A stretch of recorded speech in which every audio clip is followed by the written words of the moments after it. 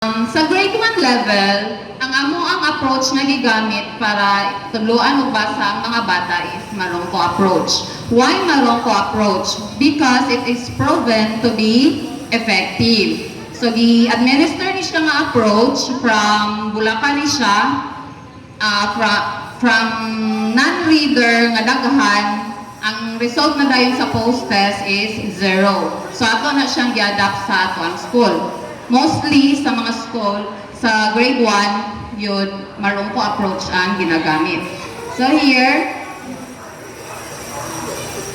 background, sumani siya. It was first introduced in public elementary school in Marongko, Angat, Bulacan. So nagitawag siya Marongko approach.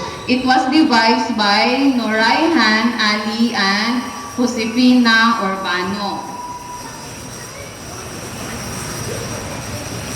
So according to Noraihan, ako'y kopya, and Urbano, the method is called phonosyllabic. So in Marongko approach, the most important thing that you should teach your children or child is the letter sound. Dili mo dapat mag-introduce first sa letter name.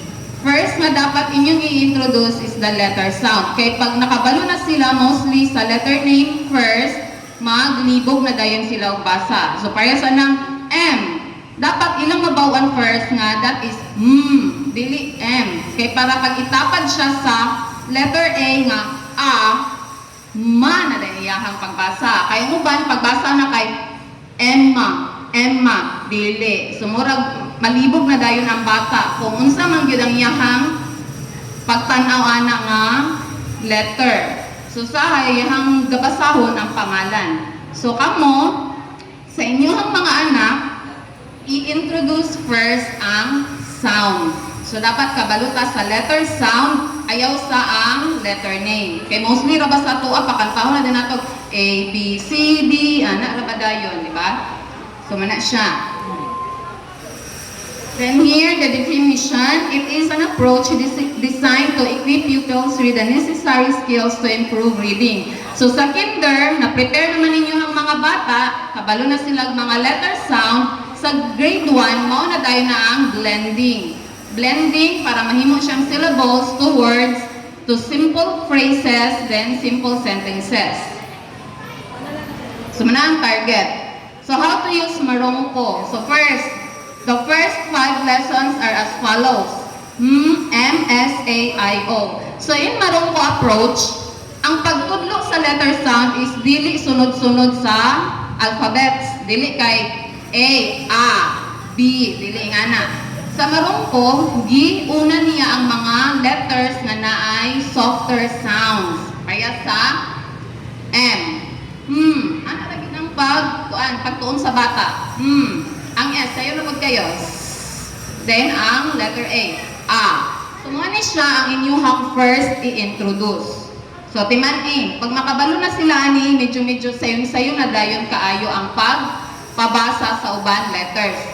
M, S, A, I, O. So, later, naman tayo demo, siya nani. Okay, here. So, again, pag-introduce niyo sa ani ng mga sounds, again ha, pag Marongko approach, sounds good na una, parents. Dito sa inyong balay, kung kabalo lang magsulat sa letter M, S, o A, goods na. Practice lang gidayon sila og sounds una. Ask question to which the response will elicit the target sound. So, in ani, pag-introduce niyo sa pwede niyo pakitaan og picture. Kung wala mo picture dito sa inyong balay, pangtudluan ng mga butang or mga gamit sa inyong balay nga nagsugod sa M. So, mani siya. Pwede rin ninyo na, karon magkuan ta or ipaagi ninyo sa play. Na, unsa man ning kini unsa man ni na mata. I-emphasize gyud ninyo ang tingog nga unsa ganitong prutas na nga, kung hilaw green, kung hinog ingana yellow, paborito ganin nimo mangga. Ingana lang istorya lang gid mo sa inyo hang anak, ingana lang na siya.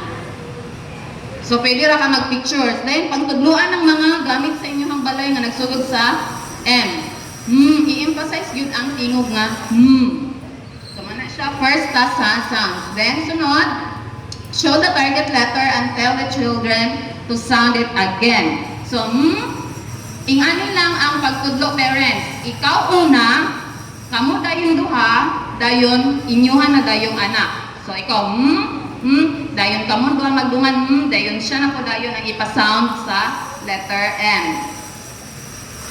So mana dayon na ipakita dayon sa iya mo ni siya na ang Unsa ni siya na maganana ra dayon mo dito sa inyohang balay. Pwede ra kayo. The next, show them how to write it. Of course, pag makabalo na siya sa tingog sa dagway sa M, imo na dayon siyang tudloan og pasulat. Pwede ra kayo through like isulat ni na sa hangin. Nga niya pagsulat sa M. Pwede mga informal lang gyud kaayo nga ways.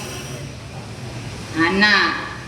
Pwede dayon sa iyang paan, pasulat nimo. Basta ma-feel niya ang letter N. Then parents, please lang kung magtudlo mo, pasulat sa inyong anak kanang proper way gid sa pagsulat sa letters. Kanay uban gasugod sa ubos. Dayon pag masumpay na natanan mga letters na gasugod sa ubos, murag bakikaw na dayon kayo tan-awon. So unsaon man na siya, nga na dayon. Magsugod yod sa taas. Paslan 3, 4. Nga na yun.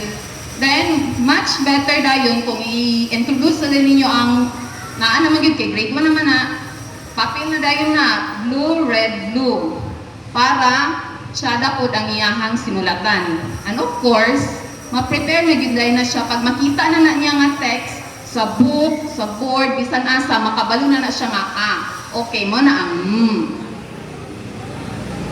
So mana siya. So unsa to na sounds, pakitaan og mga pictures na nagsugod dayon ipatuon og sulat, pasulat sa iyaha. The next, mastery. So again, pag maka-recognize na siya sa tingog, kabalo na siya sa dagway ug iyan ang masulat mo na mastery. Ayaw mo proceed sa sunod nga tingog or letra pag dili pa niya ma-master ang isa ka sound. Ngano man, magugot na sa iyang brain cell.